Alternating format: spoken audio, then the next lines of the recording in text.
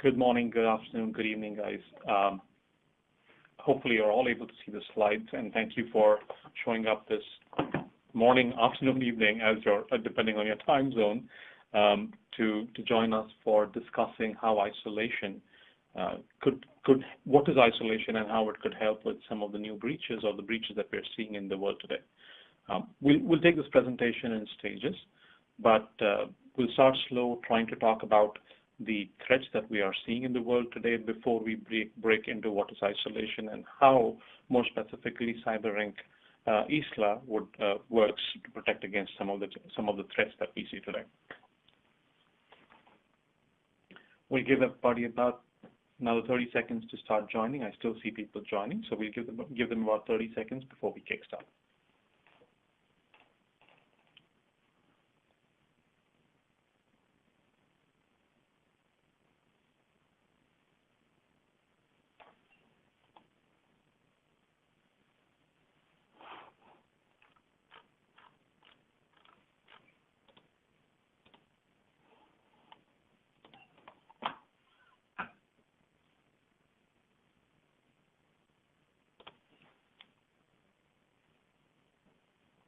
Okay, so let's kick start here. So hey, my name is Rajiv Raghunarayan. I run products for CyberRink here. I run products for CyberRink, and this is really a webinar where we are trying to highlight how isolation plays a role in security. It's a brand new technology, a brand new capability, and we really want to see or basically talk about how it's moving security or helping move security from a reactive to a far more proactive security model.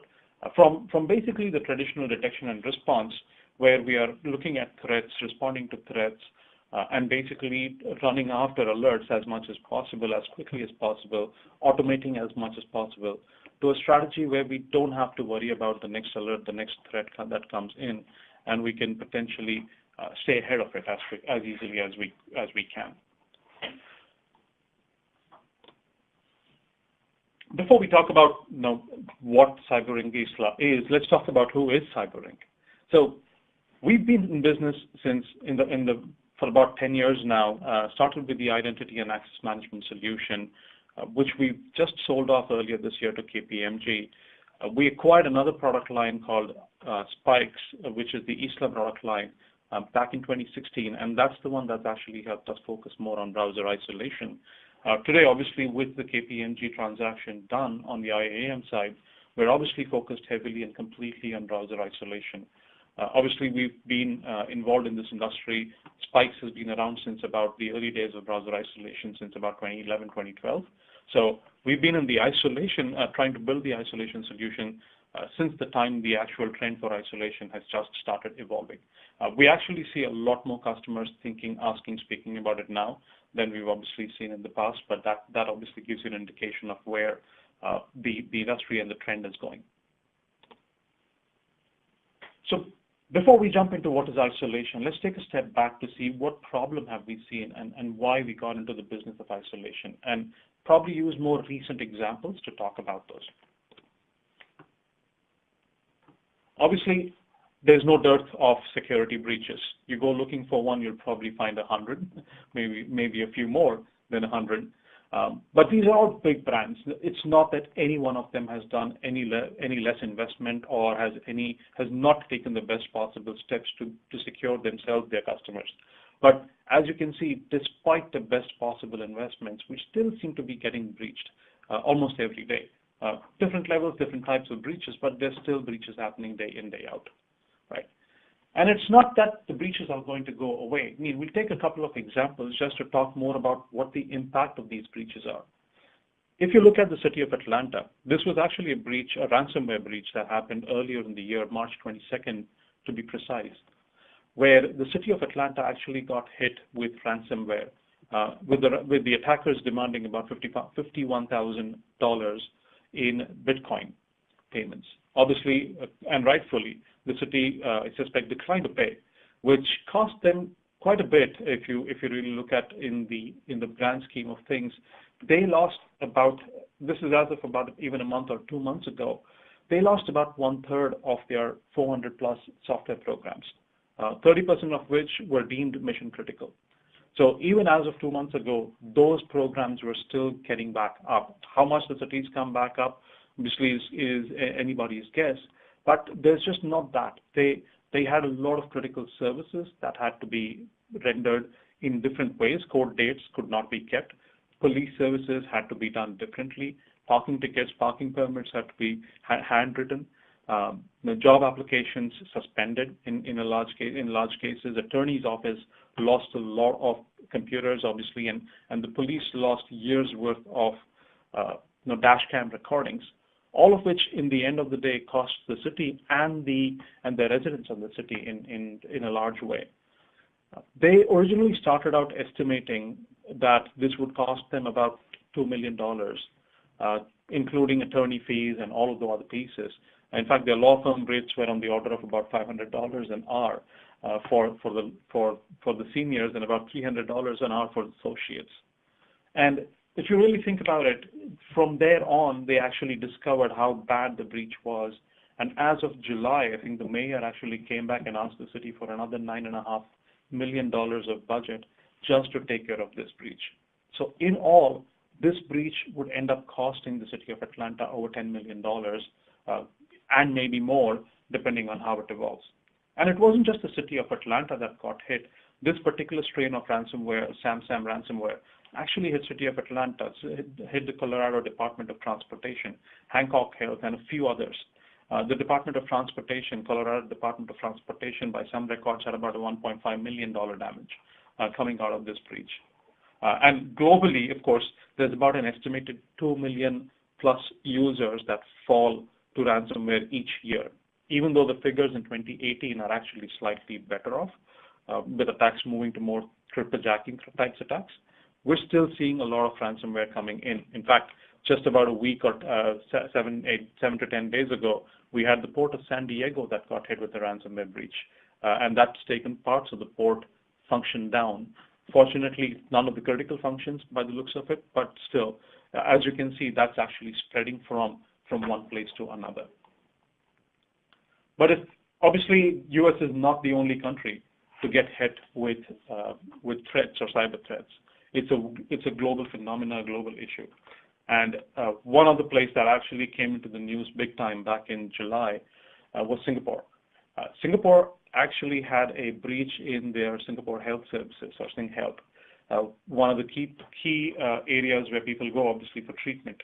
Now, what happened in the case of SingHealth was one of the database administrators discovered something funky happening in the database and started investigating what that issue was. As he started investigating, he discovered that this particular database, in fact, indeed had been breached, and someone had started exfiltrating data. He was smart enough that he actually immediately stopped any activity, any exfiltration. But as they were investigating deeper, they discovered that the attackers had started stealing data, at least for the last week or 7 to 10 days, which is basically June 27th through July 4th. They had been exfiltrating data. But it wasn't that data alone. The data that was exfiltrated actually went all the way back to May of 2015. In a sense, the attackers had exfiltrated about 3 years plus worth of information out of the SingHealth systems. And of course, how did they get that? Well, more investigation actually revealed that this actually happened via one of the endpoints that got breached. The attackers obviously came in, elevated their privileges, went into the databases, and started exfiltrating data. Right? I mean, that's pretty standard of many, many breaches, where the endpoint ends up being one of the weakest links in that entire cyber kill chain. Now, what information was exfiltrated? Well, about 1.5 non-medical particulars. Fortunately, it was non-medical, but nonetheless critical enough, where people lost information such as the name, the date of birth, the gender, the NRIC number, which is equivalent to the Social Security number in some ways. And that obviously costs a lot of side effects from their part. I mean, one of the people who actually lost this, and this was considered to potentially be a state-sponsored attack, actually was the records of their Prime Minister of Singapore. So he was probably the target, with the other 1.5 million getting jumbled up. But Again, only time will tell what the attackers would do with all the information that they've gathered. But if you look at the response that the Singapore government, in conjunction with SingHealth, actually launched, I mean, kudos to them. This was a very fast response. Immediately, there was a internet surfing restriction, a temporary internet surfing restriction to ensure that there was no other breaches, no other impact to all the employees out there. Obviously, all the system and the user accounts had to be reset. The systems had to come back on and basically run differently, or ensure at least that credentials were taken care of appropriately. All the patients whose information had been stolen had to be notified, and in fact, they had not just an online service, they were directly reaching out to these people, whether via SMS or phone call and whatnot. So it was a very proactive notification in this particular case. In addition, there were advisories issued to every other healthcare institution. Obviously, if one gets impacted, we know that there could be more beyond that. And on top of that, Singapore also instituted both an internal and an external review of all the cyber policies, controls, etc., to ensure that this breach cannot be repeated. Again, this is where they've gone above and beyond, but it shows why and how they took it seriously. Obviously, a country that has about 6 to 8 million people, 1.5 million records is a fairly sizable breach in their case. And of course, they had to strengthen all the other critical sectors as well for ensuring that there were no other such breaches happening on that line. Right. Now, of course, these are just two samples of breaches. I mean, between the city of Atlanta, SingHealth, the Port of San Diego, the Colorado Department of Transportation. I'm just using the ones that are probably the most recent, the most memorable. But the previous slide kind of showed you how many such breaches have happened and how many of those aren't even reported or aren't even known publicly. Now, obviously, if you look at that, it kind of one of the realities that dawns on us is that despite us investing a lot in cybersecurity, there's still breaches that are continuously happening. This is not for lack of trying. This is not for lack of capabilities, but it's really it's the day and age that we're living in where we expect to see more interconnections. Those interconnections lead to more complex networks. And as administrators, we're trying to keep up with that, and attackers only have to find one breach. We have to plug every hole possible, whereas the attackers just need to get through one of them. Right? And as more breaches happen, more impact happens, more dependency of businesses and people on the internet happens. We also see that the cost of cybercrime continues to rise. There's regulations that force this cost. There is the side effect of customer loss that causes this cost. There's fines that cause this cost, and so on and so forth. But the cost of cybercrime continues to rise, and obviously will get more and more critical as more businesses start depending on the internet or the connectivity in general. And one of the things Verizon data breach highlights is 3 in 4 of these breaches, 75% approximately, of these breaches actually happens from external sources. Obviously, there is the big bad internet. We all know that. I mean, it's critical for daily jobs, but there's also a lot of vulnerabilities lurking out there. And about 3 in 4 breaches happens through access to that external network. The other clear reality and one of the big challenges in cybersecurity, especially in the way we've evolved in the last 5 to 10 years, where we've invested more and more in technologies that help us detect and get ahead of this threat, is that we also need more and more people. It's equivalent to basically, needing more doctors because there are potentially more patients coming in. But one of the challenges as ESG, which is one of the analyst firms that runs this study on an annual basis, at least they've done this for the last 5 years, highlights is we're continuously getting a challenge in terms of the cybersecurity skills. In fact, about 50+% of organizations report a critical shortage of cybersecurity professionals as of 2018. And that has only gone up from 2014, as you can see in the graph on that screen. Right? But it's not just the ESG study. There are other studies that have happened at the same time, which highlight how many positions potentially are open. About 3.5 million cybersecurity positions will be unfulfilled by 2021, which obviously will result in a cost that we would end up paying because of cyber threats and because of cyber breaches as a result. Right?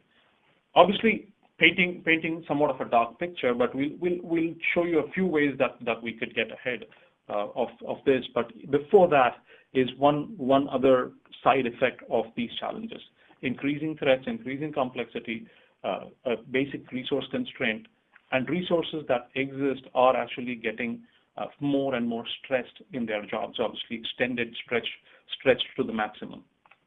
Side effect, obviously, we aren't able to detect all the breaches in time. Even if the alert came in, it's probably stuck within hundreds or thousands of other alerts that are clogging up our SIM systems or our SOC consoles, right? And we're trying to segregate and identify which alert is truly the useful one.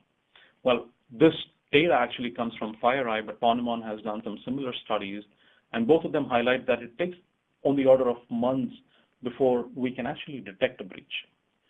FireEye says 99 days through all their breach investigations and response. At the same time, Ponemon says about 120, 130 days. So the order is months. Doesn't matter whether it's 99 or 130. It's just a number. But if you look at Verizon's data breach report, they actually highlight that most compromises happen on the order of minutes, whereas our detection is happening on the order of months, which is already a big problem that's facing us as we stand today. And about half of these detections are actually external parties notifying us. It could be a government agency, it could be someone like the FBI or someone else, or a ransomware threat, of course, will hit you directly. But in half the cases, it's someone calling us and telling me that we're seeing your records online. Have you been breached? It's that challenge that we are currently living with. So, key questions that most cybersecurity professionals ask themselves. In fact, many CIOs, many architects are asked this question on a daily basis, perhaps, is how do we get ahead of this? Forrester ran a survey about a year ago asking many cybersecurity professionals about the top concerns that they have, and about 76% of them had responded saying that it's about how do we get ahead of the cyber evolving threat landscape. Obviously, the attackers are getting smarter, the attackers are well-funded, but not every business, not every firm is equally well-funded. It's like one man fighting 1,000 on the other side. And it's almost always going to be a challenge without the right weapons, without the right support on your side. Right? So how do we get ahead of the threat landscape is one big question. Similarly, a lot of CIOs and CISOs ask the question about their security teams, how do we get them to be more effective? It's not that they're not working hard. It's not that they're not putting their sweat in there. It's not that they're not spending the late nights or getting up on a Saturday morning to respond to that alert that beeped their phone. It's how can we improve their efficacy? How can we improve their efficiency by providing them the right capabilities and the right tools to improve the response that they can provide to the company. And last but not the least is how do I do it without impacting my key business? At the end of the day, security is a business enabler, cannot be a hindrance to any business, otherwise it obviously doesn't get adopted. So how do I do it without impacting productivity of my employees and obviously improving productivity of my security team? Well, our goal is hopefully to help you answer some of these questions in this presentation through the next few slides. And of course, if there are other questions, please feel free to post them. We've got a chat there and we've got people waiting on the line to answer any questions that you may have. If you don't get to your answers today or questions today, we will obviously make an effort to reach out to you offline and get you the answer. So the key is how we crack the kill chain. One of the reasons why all of these challenges are happening, as you can see, is a lot of the dollars are actually being spent and are being moved depending on where you actually catch the threat in the kill chain. Now, for most people are well aware of the kill chain, but I'll take just a second to explain what the kill chain is. It's a generic concept. It's not that the attackers have a manual, but the kill chain is a representation of how traditional or typical attacks happen. Now, traditionally, an attacker would look for a target, right? Like the Samsung ransomware. They would typically go and look for a target and say, I want to attack department X, or I want to attack city Y, or I want to attack company Z, right? That's the reconnaissance phase, knowing who to attack and knowing who within that organization to attack. So they obviously do a lot of research before they get in, number one. Number two, they obviously weaponize and deliver threats that could sneak in through any security defenses, any security posture, your security posture, right? That basically is phase two. Once they get in and make a foothold, which is where the exploit is delivered to the system and exploits a vulnerability within the system, they then download additional malware, additional tools that help them access deeper insights into the system, learn more about the system, learn more about the organization, and helps them spread laterally. While doing all of this, they're always maintaining connection back to your command and control server, which could be running in some cloud somewhere. It could be in the US, it could be outside the US, or it could be in APJ, it could be in Europe or anywhere else. That command and control is obviously what they're using to control that system once the breaches happen. And then, of course, there's lateral movement to figure out which system do I go after. As in the case of SingHealth, they actually came in through the endpoint but figured out the database where the information resides and then jumped over to the database to actually exfiltrate data from that system. So again, this is a high-level model that Lockheed Martin put together. It's not like a playbook that the attackers have to use. They obviously vary this and get in differently.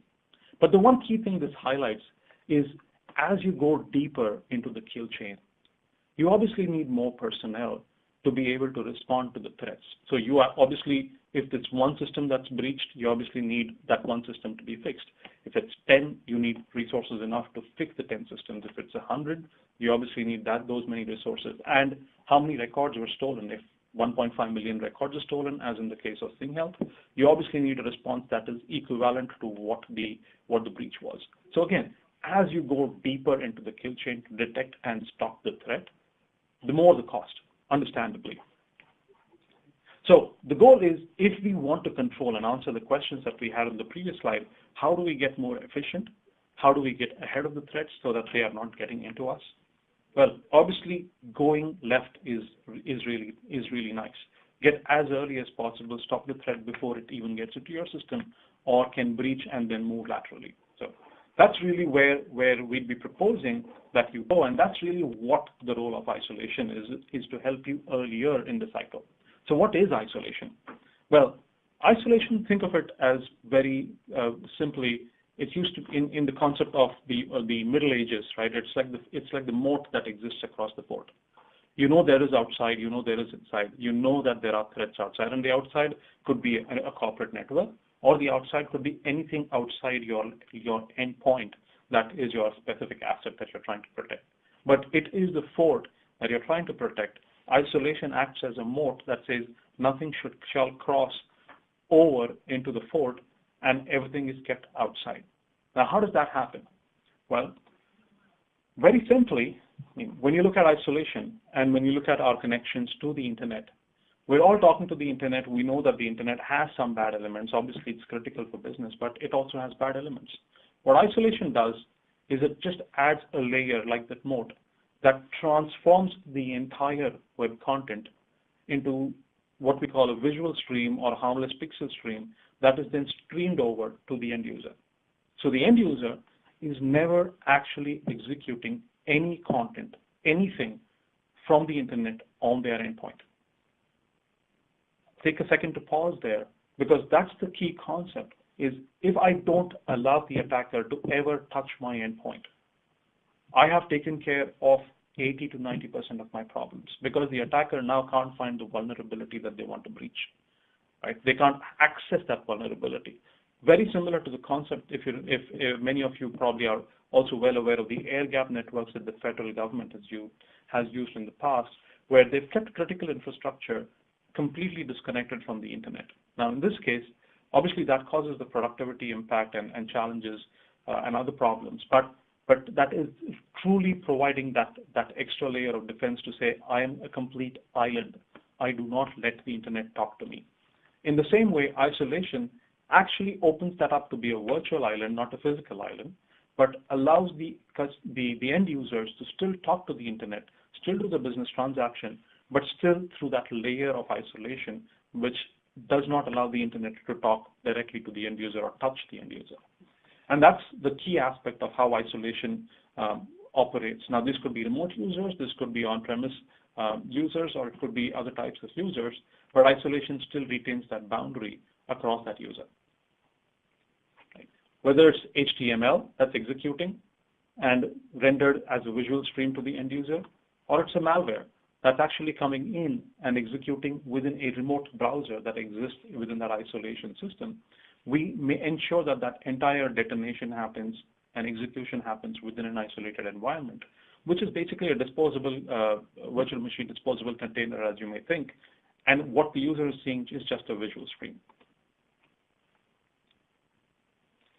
Now, CyberInk Isla, the name Isla, obviously, the whole idea was that island, the concept of the island, and Isla represents the Spanish word for island. So CyberInk Isla is our isolation solution. It's available, obviously, in a physical form factor. It's available as a software form factor.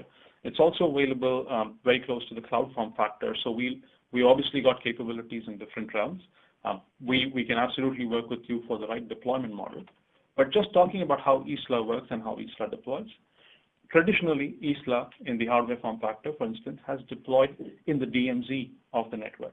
Again, DMZ is an untrusted zone, and the entire isolation, which is the fetch, the execute, and the render operation of isolation, happens within that isolated environment within the DMZ. And when the streaming happens, we are from the DMZ using a secure transport protocol to the end users. So our deployment is fairly straightforward, integrates with a lot of proxies, integrates with the firewall, is seamless as far as endpoint security is concerned. So it's very complementary to other technologies that exist. But it also improves the efficacy of some of those technologies. Instead of looking at 1,000 alerts that all came on the web, if 90% of them were taken care of because your user never touched the web, you don't have to look at 90% of those 1,000 alerts. It improves the efficacy of the security personnel by just reducing the scope of the problem in the first place. At the same time, it also reduces the challenges in the security threats. You don't have to worry about the next variant of the threat that's trying to get through. Because the one thing that Isla does, or any isolation technology, it's not just Isla, what we do is we basically say we don't trust what's coming from the internet. So why even bother rendering anything? The attackers could have a new zero-day, a new vulnerability, and we don't have to worry about that getting through because obviously nothing from the attacker ever touches the end user. So that's the key in isolation is how does it get ahead, keep you ahead? Obviously, we don't let the threats get in. How does it improve the efficacy? Obviously, you don't have to react to every alert. You can be far more proactive and far more responsive in your security. Now, that's basically where I was going, and what I was saying earlier is instead of detecting an incident and then following up on identifying the true alert from a stream of false alerts potentially, you don't have to worry about that alert catch up. You don't have to break your head on trying to identify the right alert because no external code ever executes or touches the endpoint. Number one, with isolation. Number two, you obviously don't have to run behind false alerts and identifying false alerts as far as the web threats are concerned.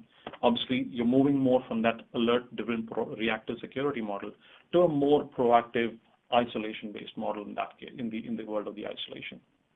And as a result, the IT productivity, the employee productivity is also greatly helped because they're not necessarily chasing the threat.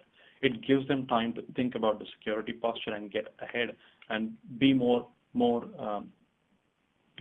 visionary, more proactive in how they design security for future threats, understand the threats, understand the landscape, and design the systems for the landscape. And last but not the least, security incident analytics. Obviously, this is big for companies that have a strong IT team. Isla actually executes the entire malware within its environment, and we do have visibility into that. And one of the things that we're looking to do is actually provide you that visibility, the forensics that you can use. It also provides you visibility into the users, where they've gone, what websites they've visited, and obviously allows you to track their downloads, etc. Again, because it's a corporate asset, you can control how the corporate assets function and how they're used. As far as the end user is concerned, there's absolutely no change. And that's the important part. They continue to use their existing browsers. They can use Chrome, IE, Firefox, Safari, any existing browser. From their perspective, the way they play the video, the way they pause the video, click on a link, enter a form, whatnot, does not change. So the idea of ISLA is that we should not change the end user behavior. ISLA isolation is that we don't change the end user behavior. Keep their behavior as they always had, but now improve the security by moving the problem elsewhere versus letting the users be exposed. So user experience is absolutely retained. In terms of security, because you're not allowing any threat to get through, you don't even have to worry about patient zero. That happens when you let the threat get through and detect it based on threat intelligence or command and control callback, or maybe even detonation inside a sandbox. You don't have to worry about that patient zero problem. So it's no compromise security in that sense. And ISLA as a deployment scales fairly seamlessly. The ISLA appliances can be racked and stacked. You can have multiple appliances which are managed by one single control center, which is basically the admin interface of ISLA, to manage the load balancing across all of these appliances.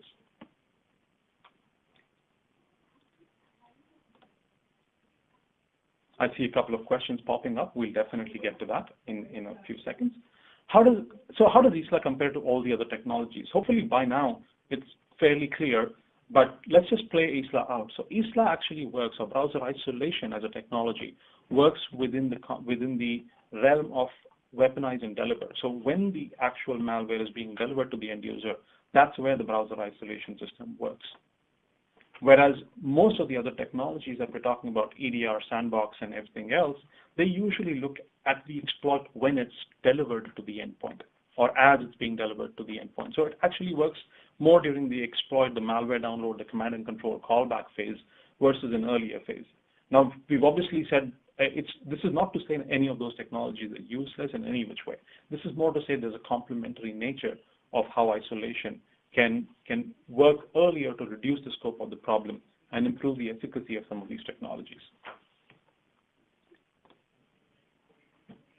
Now, the key use cases that we've seen customers use us for, obviously, ransomware has been a big one coming in from 2017. It was a huge threat that people saw. It's becoming more crypto mining, crypto jacking these days, but customers are still seeing ransomware. We just discussed City of Atlanta and San Diego, etc. And those are obviously critical use cases for customers and not getting a business impact.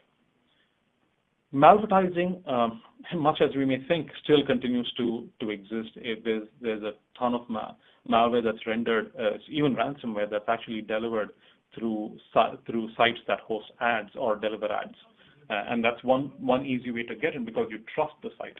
But obviously the site can contain other elements that get fed from sources that the site administrator does not know.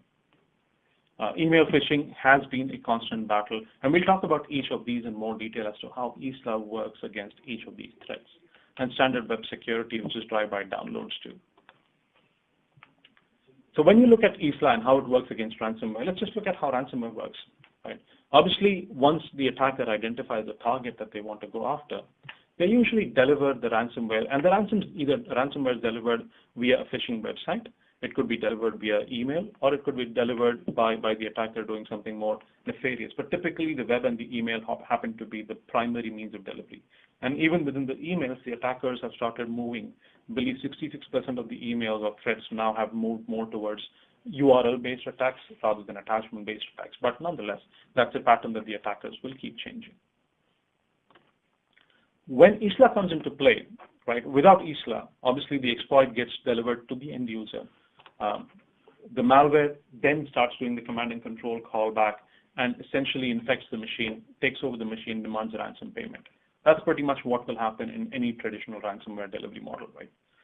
Now with ISLA, the big difference is you still have the reconnaissance. We don't stop the reconnaissance. We can't control that. The attackers will obviously go and identify the target. When they actually deliver the ransomware, this ransom is not being rendered directly on the end user system. At this point, it's actually being rendered via ISLA. And the end user system is just getting the visual stream of the rendering. So net-net, what we ended up happening was the exploit was never successful, which basically means you never had to go through the rest of the phases of that kill chain. Right? So you could break the ransomware even without any user getting infected in the first place. So it's the potential zero infection model. The rest of the models are very, very similar. Phishing actually works very, very in a similar manner. Obviously, you send an email, you weaponize, send a URL to take over the user's computer. ISLA again breaks it at the point of delivery by rendering that entire phishing experience useless. In fact, for webmail, we do the entire rendering for documents, attachments, everything remotely. And any URL, of course, clicked via browser obviously is rendered remotely. So ISLA ensures that you kind of get the full-blown security on the web, including protection for email that or webmail that comes in. Similarly with malvertising, obviously we don't hear malvertising as much. It kind of happens under the hood in a lot of cases. But with malvertising, the attacker is actually using the trust model. So you're going to a website that you trust, but that website contains tons of advertisements, which we are basically oblivious to.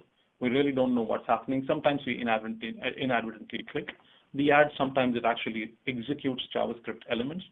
All of those can actually take over your browser and launch other threats. Right? With ISLA, what happens is all of these are rendered remotely again, right? And nothing actually goes to the end user in terms of taking over the end user's computer. Obviously, again, we break it at the point of weaponization and delivery of the malware, so we don't have to worry about the threat getting through.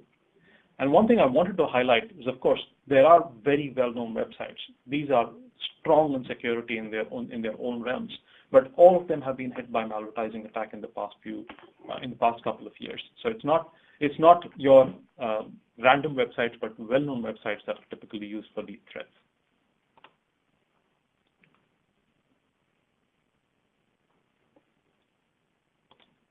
Waiting the page load here. All right. So what do we do what does Gartner recommend? A firm like Gartner obviously sees ISLA, not just ISLA, isolation as a key technology for broader adoption. They actually do think it can add a lot of value. So if you look at Gartner's recommendation, just pulling it out. So Gartner basically says that Gartner's got this nice model which talks about adaptive security architecture. So which basically says try to do prevention, detection, response, and prediction. All four have their place. But the way you do it is by focusing heavily on ensuring your basic hygiene and your basic prevention takes care of 80–90% of your threats.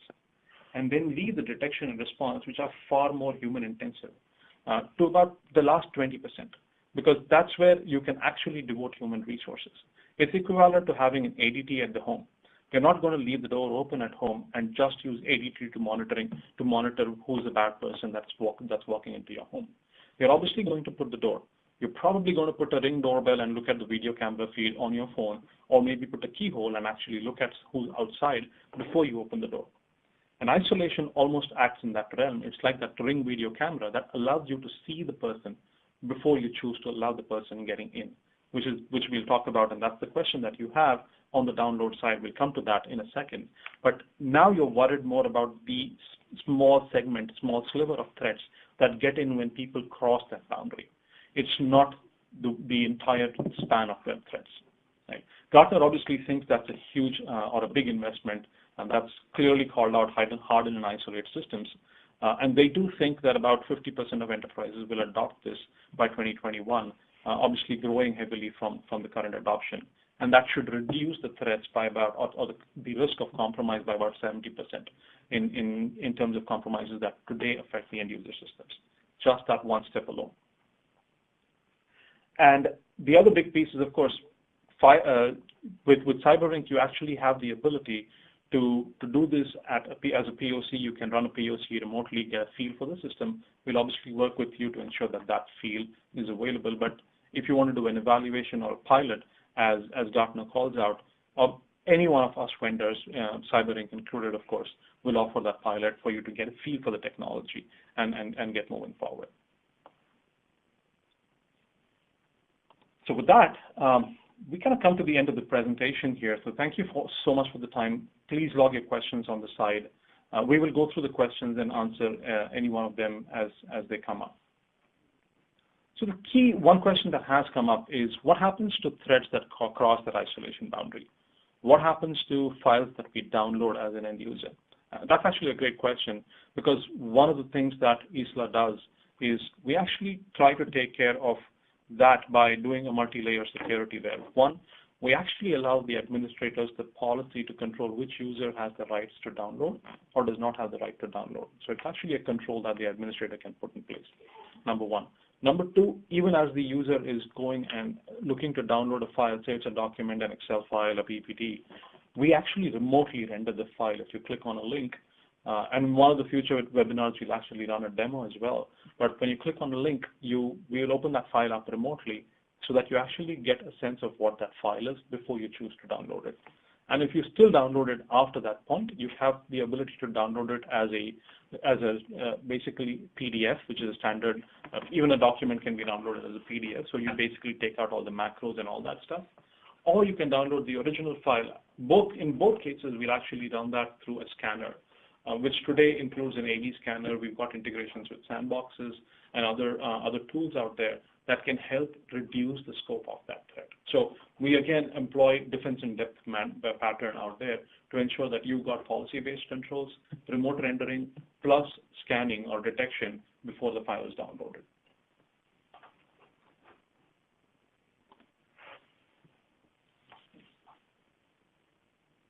In terms of other questions, the one that we typically see and one that's being asked as well is how is ISLA delivered?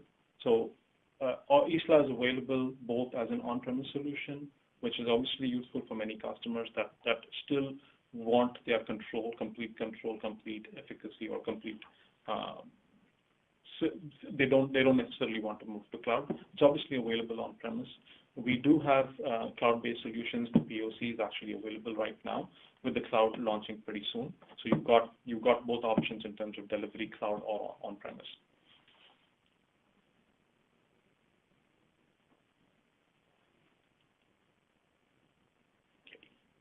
I do not see too many other questions popping in at this particular point in time. So if there's any other questions, obviously please shoot us a note, and we will obviously get to it offline and answer the questions. Thank you so much, and you have a great day. Take care. Bye.